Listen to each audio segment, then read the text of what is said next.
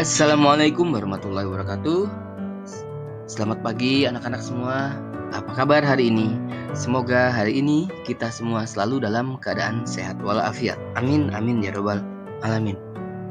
Oke, anak-anak, hari ini kita akan belajar tema 9, Kayanya Negeriku, subtema 1, Kekayaan Sumber Energi di Indonesia, pembelajaran 3. Anak-anak, Indonesia adalah bangsa yang memiliki banyak sumber energi.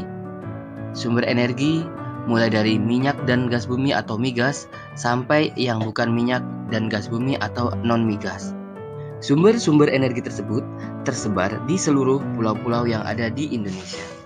Kesemuanya harus dimanfaatkan secara bijak demi kesejahteraan penduduk Indonesia.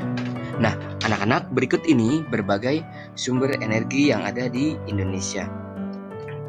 Yang pertama, ada sumber energi yang dapat diperbaharui. Anak-anak, sumber energi yang dapat diperbaharui adalah sumber energi yang tidak akan habis meskipun digunakan secara terus-menerus.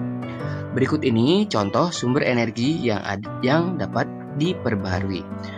Yang pertama yaitu matahari. Anak-anak, matahari merupakan sumber energi paling besar. Kita dapat memanfaatkan panas matahari untuk berbagai kegiatan, misalnya mengeringkan pakaian, mengeringkan padi, dan pembuatan garam. Bagi tanaman, sinar matahari dapat membantu proses fotosintesis. Lalu angin. Angin merupakan sumber energi yang tidak akan pernah habis. Angin dimanfaatkan dalam teknologi kincir angin. Angin nantinya akan menggerakkan turbin dari kincir angin. Kincir angin ini yang nantinya akan menghasilkan energi listrik. Lalu yang berikutnya adalah air.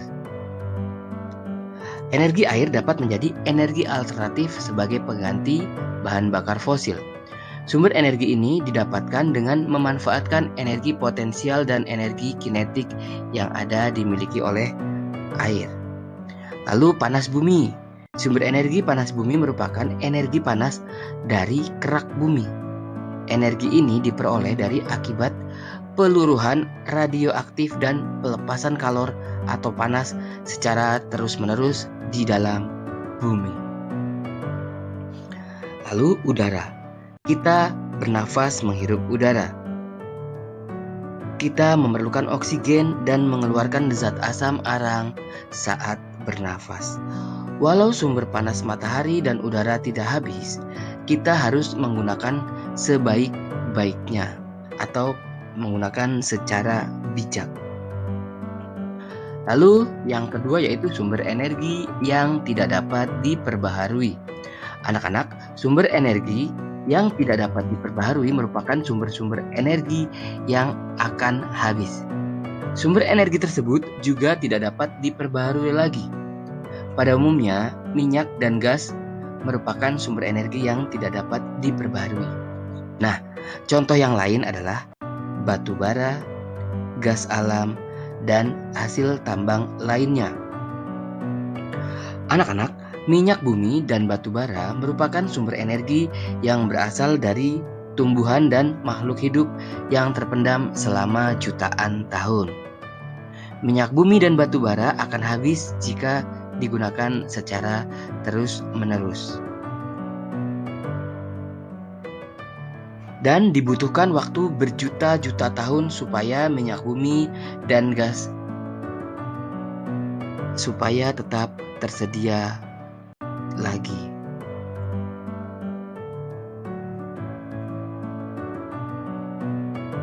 Anak-anak, berdasarkan materi tersebut, kalian dapat mengidentifikasi sumber-sumber energi yang ada di daerah tempat tinggal kalian. Untuk mendapatkan jawabannya, kalian bisa melakukan wawancara dengan orang-orang di sekitar tempat tinggal kalian. Oke anak-anak, berikut ini kita akan membahas tentang menuliskan hasil dari wawancara.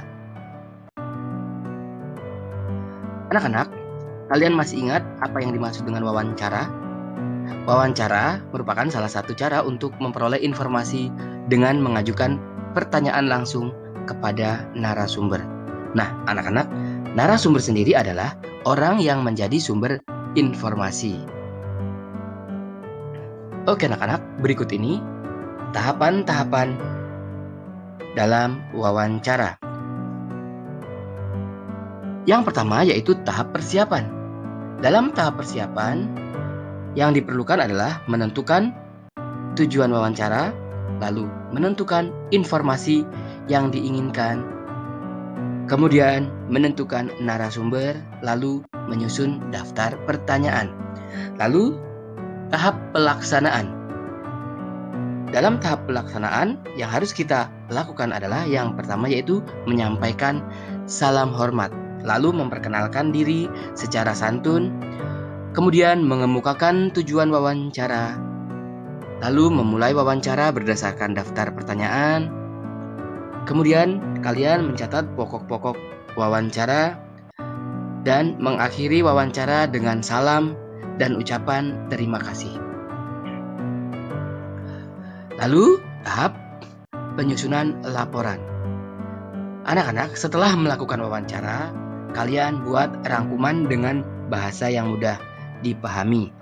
Lalu kalian susun laporan secara jelas, lengkap, dan apa adanya. Oke anak-anak, itu adalah tahapan-tahapan dalam menulis hasil wawancara. Anak-anak, sebelum melakukan wawancara, kalian harus membuat daftar pertanyaan. Untuk membuat daftar pertanyaan harus memperhatikan hal-hal seperti berikut ini. Yang pertama, kalian menentukan informasi yang ingin diketahui, lalu menentukan dan menghubungi narasumber, kemudian menyusun daftar pertanyaan sesuai tema.